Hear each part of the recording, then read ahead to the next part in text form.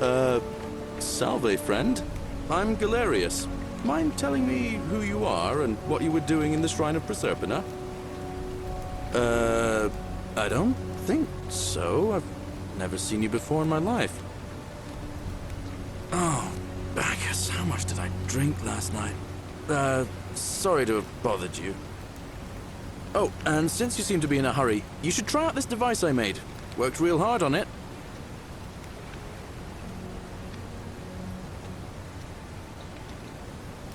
Just attach the pulley to the rope over the lake and hang on to the handles. If it works, it'll be faster than walking. And if it doesn't work, worst thing that can happen is you'll take a swim in the lake. I haven't quite summoned the courage to test it myself. But don't worry, it's completely safe. Probably. All right, see you around.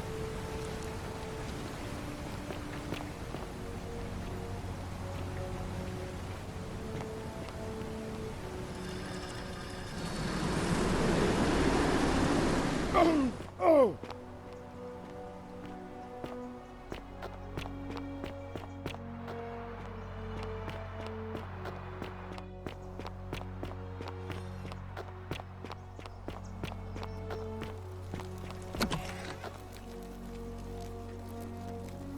What are you doing in here? Can't you see this woman is dying? She's been poisoned. She needs the resin of a plant called Silphium, but that Culus cubulatus decius won't give it to me. What? Quick, give it here. Yulia, you need to swallow this. Here, let me help you.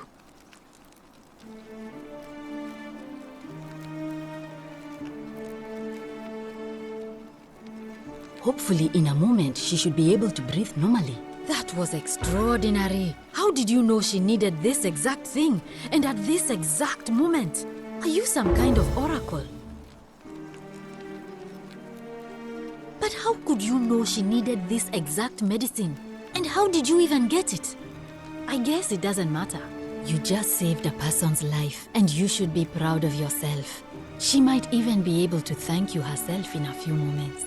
And maybe she can tell us who poisoned her, and who she meant when she was muttering about that snake's cruel black eyes. In the meantime, I'm happy to help you with whatever it is you need.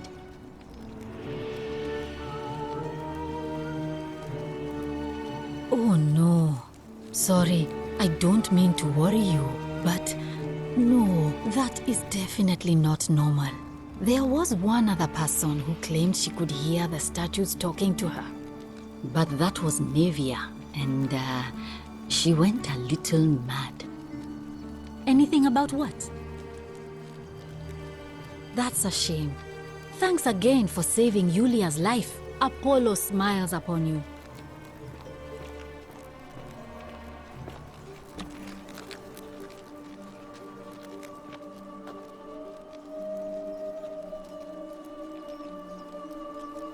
Oh, it's you. Sorry, I'm still a bit out of it. But thanks for trying to help me, I suppose. Was there something you wanted? Lucretia says I'm supposed to rest. As much as I'm grateful that you tried to help me, it's just not safe for me to talk about it. Please, no more questions. The golden rule. That's the least of my worries.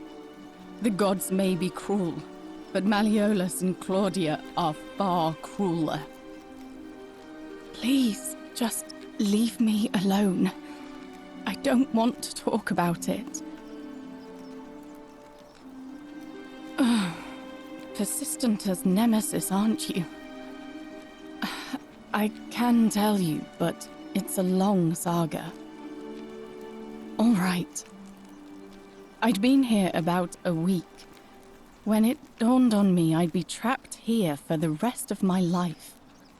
I could hardly breathe, and I knew I had to get out somehow.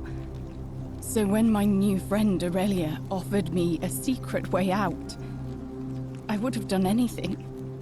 And then I learned her asking price. 1,000 denarii. She was supposed to be my friend. I told her it would take me years to save up that much. So she suggested I take out a loan from Malleolus. And I did. I had to sign an agreement saying I'd work off the debt over 30 years. But I figured I'd be out of here so soon it wouldn't matter. I paid Aurelia, and she gave me her so-called way out. Do you want to know what it was? Hemlock. It's a deadly poison made from a plant. Drink this, she said, and you'll be out of here in no time. Of course, I demanded my money back, but she refused. She pointed to a sign on her tavern saying, "Let the buyer beware." Then she just looked at me with those cruel black eyes and she laughed. She immediately told Malleolus I'd tried to escape without paying him back. Only, he didn't seem upset or surprised at all. In fact, he just thanked her. And that's when I realized the two of them had planned the whole thing from the beginning. That's what I said to the magistrate. I went to Sentius and begged for help, but he said the law was clear. I'd signed over my labor for 30 years and there was nothing he could do. I thought about resisting too. But Malleolus said if I didn't submit, I'd break the golden rule. And I couldn't be responsible for all those deaths, so he locked me in his villa. Confiscated everything I owned as collateral, and made me wear immodest, humiliating outfits while I worked day in, day out. His wife, Claudia, was just as bad. She set me to work on an endless stream of futile, demeaning tasks. I'd be on my hands and knees, scrubbing the floor clean for hours, only for her to pour slop on it and hiss, "You missed a spot." Those two took everything from me. But they forgot to confiscate one thing: my hemlock. I just wanted it to be over, but it seems I messed that up too. Should have drunk all of it. I brought it on myself. I trusted one of the most callous human beings I've ever met, and tried to swindle the other. I don't know how I could have been so stupid. When I've recovered, I expect their thug Domitius will come for me. He'll escort me back to their villa, and I'll be right back where I started. Only this time, I won't be able to lull myself to sleep at night with the thought of a permanent solution. Honestly, it would have been better if the poison had been allowed to run its course. I doubt it. It seems this is the fate the gods have chosen for me, for trying to escape. At least until someone breaks the golden rule. Maybe it wouldn't be so bad. A lot. But it doesn't matter. I made a suicide pact with Ulpius last night. He's in exactly the same position as I am. Malleolus and Aurelia set the same trap for him a month after they did it to me. He and I are in this together. He's probably already thrown himself from the bluff into Malleolus's villa by now. If so, I'd never be able to live with myself, knowing I broke my promise to him. I doubt you could make it up to the bluff in time.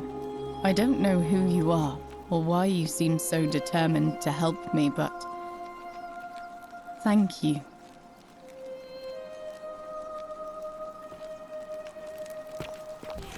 May Apollo keep you safe.